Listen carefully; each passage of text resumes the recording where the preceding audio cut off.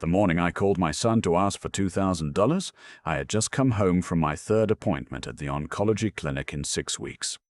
I sat down at the kitchen table, still wearing my coat. The letter from the billing department was right there next to my coffee mug. I hadn't moved it in 3 days. $2,140.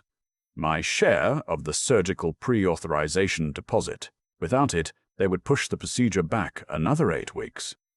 The surgeon had already told me we didn't have 8 weeks to play with. I picked up the phone and called my son. He answered on the second ring, which surprised me. He's usually in meetings. Dad, that's how he answers. Not hello, not how are you. Just my name, like I'm an item on his agenda. I told him what was happening. I kept it simple. I didn't want to sound like I was begging. I told him about the tumor, about the timeline, about the deposit. I told him the number. There was a pause on his end. I could hear traffic in the background. He was probably walking from one building to another downtown. That's how his life works. Always moving, always somewhere important to be. Dad, you know things are complicated right now. We just refinanced the Lakewood property and everything's tied up. Meredith and I are also looking at the Scottsdale place. Meredith, his wife. I've met her 4 times in 6 years. I'm not asking for a loan, I said. I just need help covering this deposit so they can schedule the surgery. Another pause. Have you tried the hospital financial assistance program? They have those for situations like this.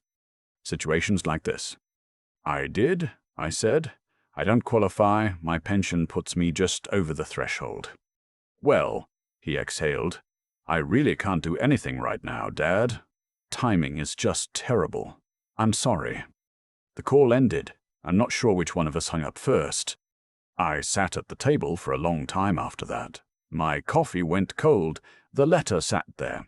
I'm 63 years old. I spent 31 years working as an electrician, most of that in commercial construction. I raised 2 kids mostly on my own after their mother left when they were 7 and 9. I never asked either of them for a single dollar in my entire life, not once.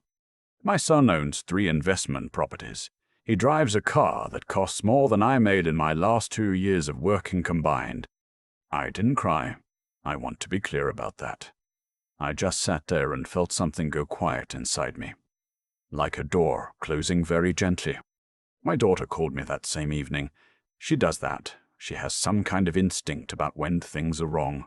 She lives 40 minutes away in a small apartment with a husband and their 2 kids. She works as a home health aide, 40 hours a week, sometimes more. She makes $17 an hour. Dad, how'd the appointment go? I told her. I told her about the deposit, about the 8-week delay, about the call with her brother. I tried to keep my voice steady. She was quiet for a moment. Then she said, I'll be there tomorrow morning. You don't need to do that. You've got work. I'll switch my shift. Dad, stop. I'll be there at 9.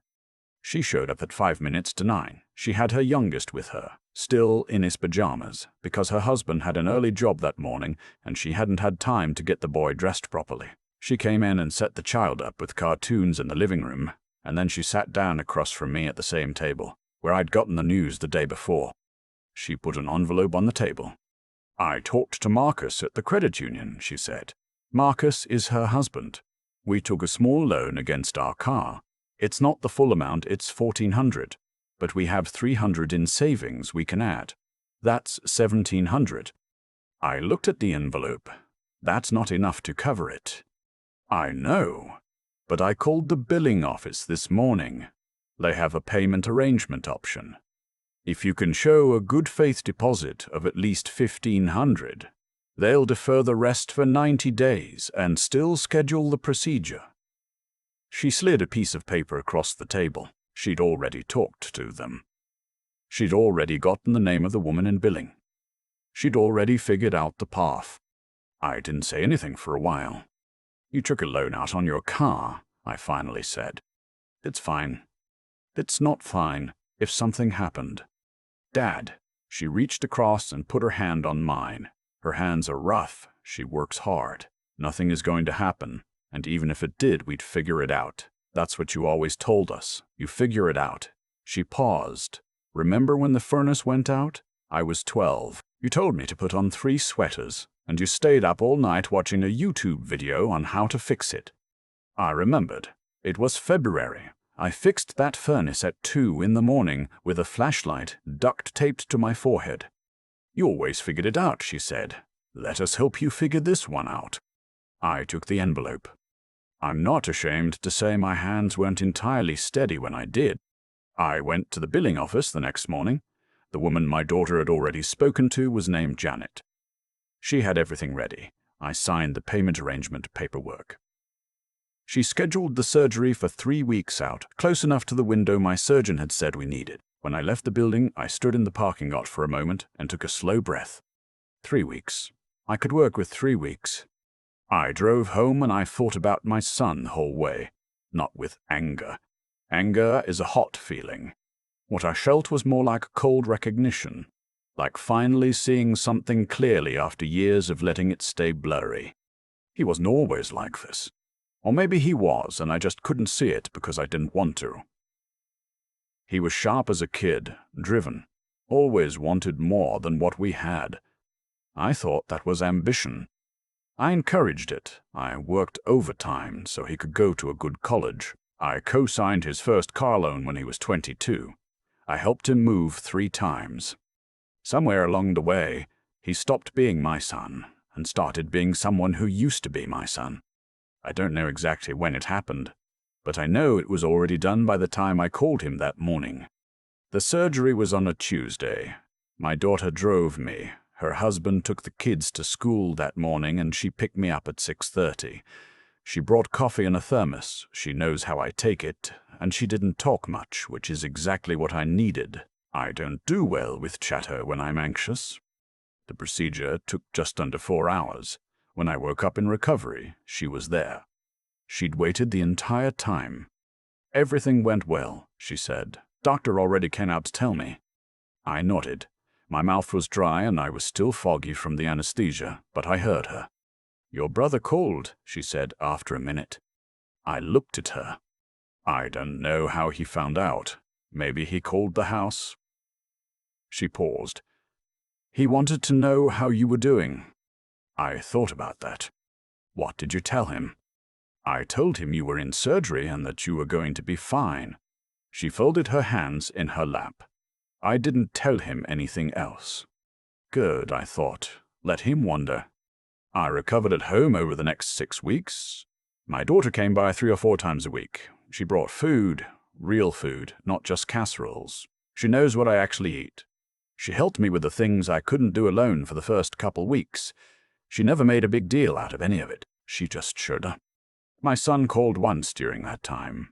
We talked for about 7 minutes. He asked how I was feeling. I told him I was recovering. He mentioned that he and Meredith were going to Portugal in the spring. I said that sounded nice. He said he hoped I'd be fully back on my feet soon. I said I hoped so too. After I hung up, I sat with what I was feeling for a long time.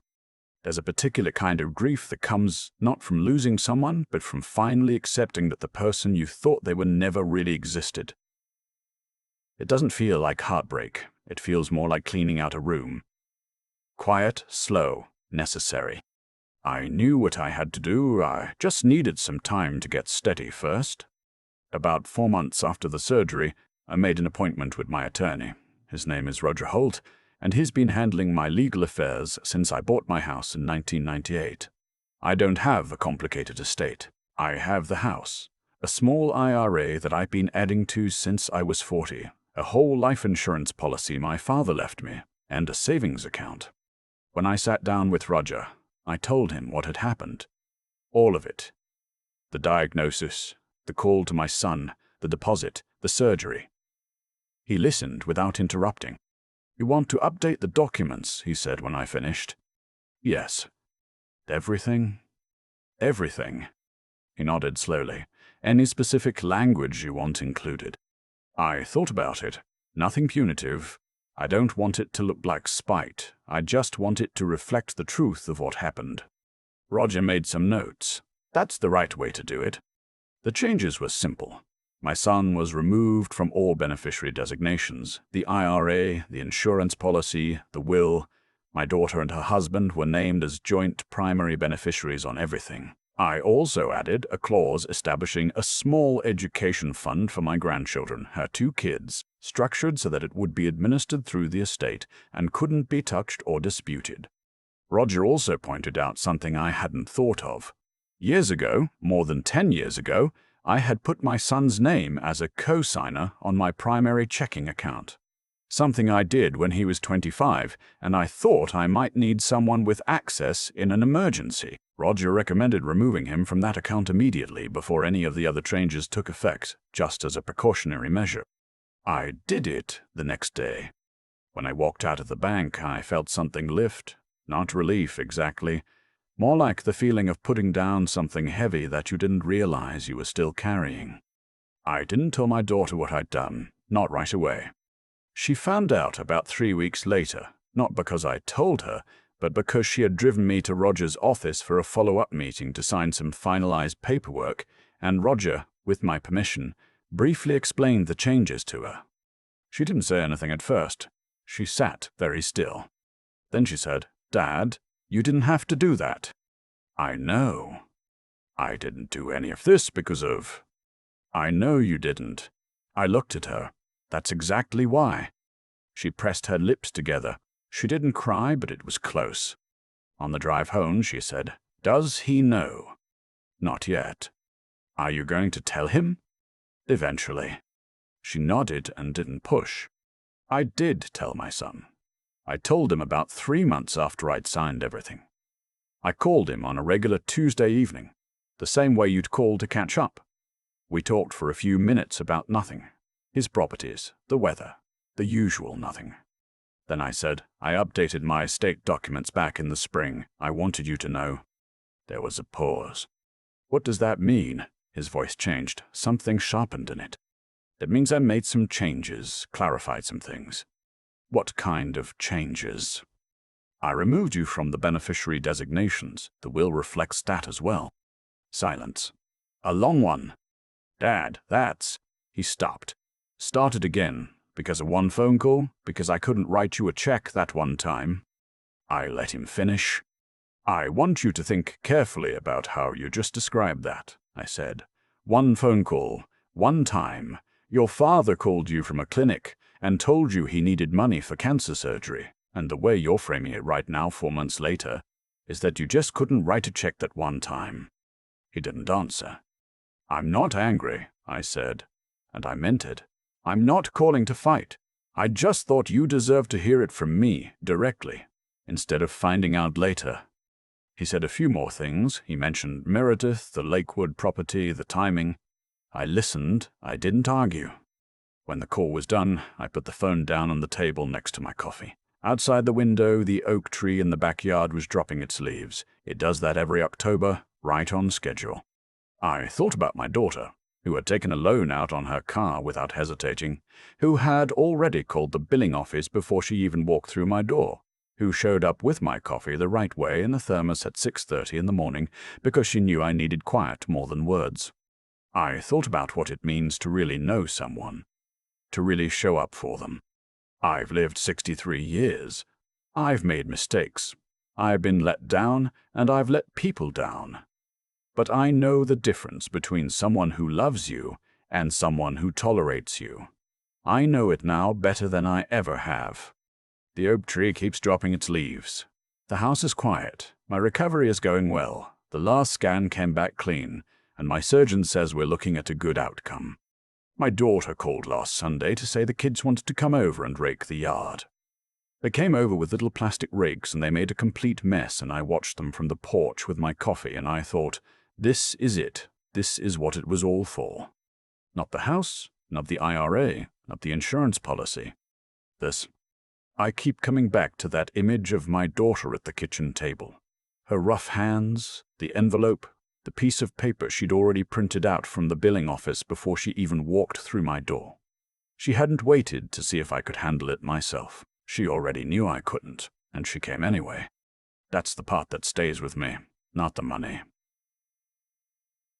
The fact that she had already made the calls. There's something I've come to understand about the way people show you who they are. It's never in the big moments they prepare for. It's in the ones they don't. My son had time to think about that phone call. He had time to consider what it meant, what I was asking, what was at stake, and what he chose, after all that thinking, was to protect what was already his. My daughter had no time. She just acted. And what she chose, without hesitation, was me. I don't think that's an accident. I think it's the result of something that builds quietly over a lifetime, a kind of internal character that either grows or it doesn't, depending on what you practice. My daughter has always been the one who showed up, not because life was easy for her, it wasn't, but because she decided early on that doing right by people mattered more than doing right by herself. That's not a small thing. That's the whole thing. My son is intelligent. I won't pretend otherwise. He reads markets, he understands contracts, he knows how to turn opportunity into money. But intelligence without decency is just a sharper tool for a smaller purpose. I watched him use every bit of that sharpness to explain why he couldn't help his father survive cancer, and I realized then that cleverness alone doesn't make a person. It takes something underneath it, a willingness to be honest about what's actually right, even when it costs you something. What my daughter did cost her something. That loan on the car was real. The risk was real. She didn't pretend it wasn't there. She just decided I was worth more than the risk. That's what genuine strength looks like to me now. Not the absence of fear or difficulty, but the decision to act anyway, because the person in front of you matters. I updated my will. I removed my son. I made those changes quietly, without drama, without a speech. Because that's how I've always tried to live, actions over words, results over noise. What I built over 63 years, I'm leaving to the person who treated it, and me, like it was worth something. People sometimes talk about cause and effect like it's a mystery. I don't think it is. What you give to the world has a way of finding its way back to you. My daughter gave everything she had when I needed it most. My son calculated what I was worth and came up short. Those weren't random choices. They were the sum of everything each of them had practiced becoming. The oak tree in the backyard is full again.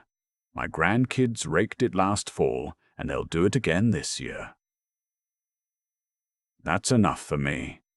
That's more than enough.